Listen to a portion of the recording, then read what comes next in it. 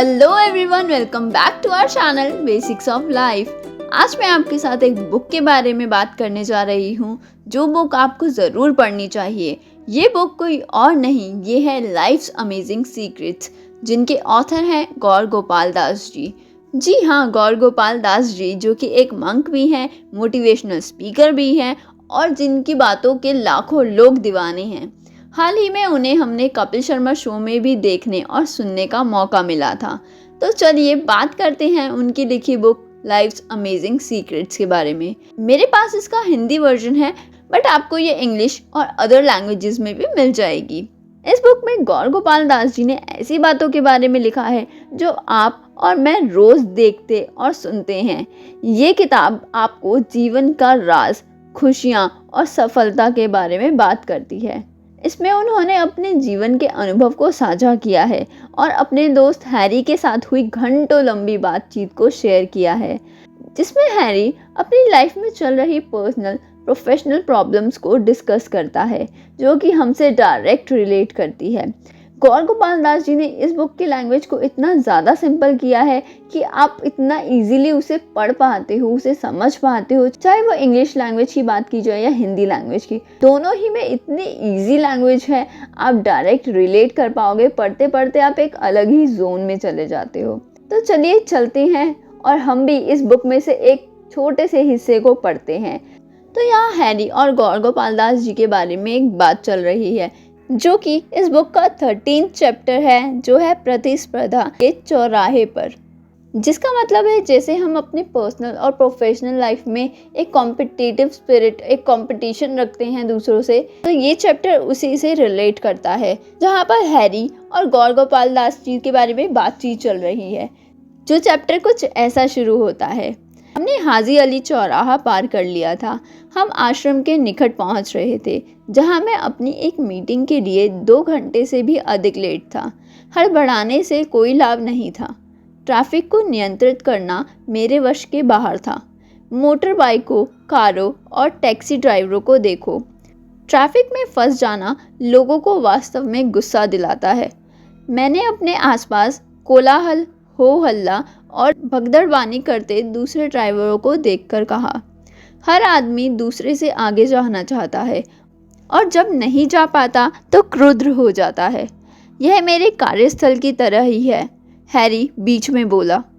जैसा कि मैंने कहा, मुझे अपने ऑफिस में लोगों से दोस्ती करने की ज़रूरत पड़ती है क्योंकि हमें साथ साथ योजनाएं पूरी करनी होती हैं, लेकिन यहाँ भी प्रतिस्पर्धा रहती है।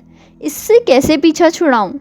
वह कुछ क्षणों के लिए सोच में डूब गया, फिर बोला, मुझे इस प्रतिस्पर्धा, इस कंपटीशन का हिस्सा बनना ही पड़ेगा।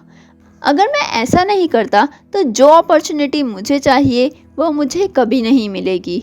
मैं अपनी कंपनी में सेवादार नहीं हूँ, मुझे बिलों का भुगतान करना होता है। मैं तुम्हारी उलझन समझ सकता हूँ। यह समस्या मात्र कामकाजी दुनिया की ही नहीं है, ऐसा जीवन के सभी क्षेत्रों में मिलता है।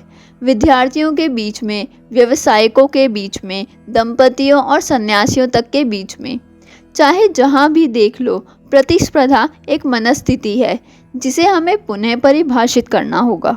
मैंने हैरी को समझाना आरंभ किया। वर्षों पहले जब मैं कॉलेज में था, मुझे एक ऑडिशन की याद है जो हमारे वार्षिक समारोह में गाने के लिए था। यह कोई बड़ी भूमिका नहीं थी, लेकिन मेरे मित्रों ने इसमें मुझे भाग लेने के लिए प्रोत्साहित किया क्योंकि उन्हें लगता था कि मेरी आवाज़ अच्छी है। मैं स्टेज पर पहुंचा, जहां मुझ पर एक स्पॉटलाइट चमक रही थी और 3 जज मुझे अंक देने के लिए बैठे थे। मैंने यह उड़ते उड़ते सुना था कि संभवतः मुझे अवसर मिल जाएगा, लेकिन मैंने इसे गंभीरता से नहीं लिया था। माइक्रोफोन स्टेज के बीच में था। मैंने उसे पकड़ा और उन दिनों का एक प्रसिद्ध बॉलीवुड गीत गाया। याद रखिए, उन दिनों तक मैं सन्यासी नहीं बना था। स्पीकरों से संगीत बजा और मैंने गाना आरंभ किया। रुको रुको रुको, वहाँ से एक जज ने हाथ उठाकर कहा, क्या तुम्हारे गले में कुछ अटका हुआ है? पानी पियो और फिर से गाना शुरू करो। मैं चकराया। मेरा गला तो ठीक था, फिर भी मैंने यह सुनिश्चित करने के लिए कुछ घूंट पानी पिया कि मैं कुछ गड़बड़ तो नहीं कर रहा। संगीत फिर से आरंभ हुआ। मैंने फिर गीत गाना शुरू किया, लेकिन उन्होंने मुझे फिर निराशाजनक चेहरे बनाकर बीच में ही रोक दिया। आज का दिन मेरे लिए अच्छा नहीं है, मैंने सोचा, पर मैंने पूरी कोशिश की थी। मैं यह सोचते हुए घर लौट आया कि मुझे पढ़ाई पर ध्यान देना चाहिए। एक सप्ताह बाद मुझे पता लगा कि उस दिन वास्तव में क्या हुआ था। क्या वहाँ सच में मेरी आवाज़ खराब थी या कुछ और ही चल रहा था? तो ये था एक छोटा सा हिस्सा इस किताब का। अगर आप इसके आगे का किस्सा पढ़ना चाहते हैं तो इस बुक का लिंक आपको डिस्क्रिप्शन बॉक्स में मिल जाएगा, जो कि इंग्लिश और हिंदी दोनों लैंग्वेजेस में अवेलेबल है। तो ज़रूर जानिएगा कि सच में उस दिन गौर गोपाल दास जी का दिन खराब था या कुछ और ही बात थी। तो बुक पढ़ने के बाद कमेंट्स में ज़रूर बताना कि आपको पता लगा कि इसके आगे की स्टोरी क्या थी। मुझे आपके कमेंट्स का इंतज़ार रहेगा। आशा करती हूँ आपको ये बुक पढ़ के बहुत मज़ा आएगा, क्योंकि मैं तो इस किताब को पढ़ के बहुत प्रभावित हुई हूँ। इस किताब ने मुझे नई दृष्टि और नई सोच दी है, इसलिए मैं आप सबको भी ये बुक पढ़ने की सलाह देती हूँ। तो दोस्तों, अगर आप अपने जीवन में खुशियाँ, सफलता और इनर पीस पाना चाहते हैं तो लाइफ्स अमेजिंग सीक्रेट्स एक ऐसी किताब है जिसे आपको ज़रूर पढ़ना चाहिए।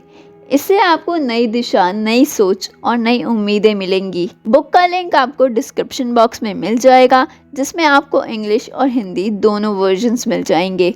अगर आपको ये वीडियो पसंद आया तो हमारे यूट्यूब चैनल को सब्सक्राइब करें और बेल आइकन को दबाना ना भूलें, ताकि आपको हमारी फ्यूचर वीडियोस की नोटिफिकेशन मिलती रहे। तो मिलते हैं आपसे नेक्स्ट वीडियो में, तब तक के लिए गुड बाय।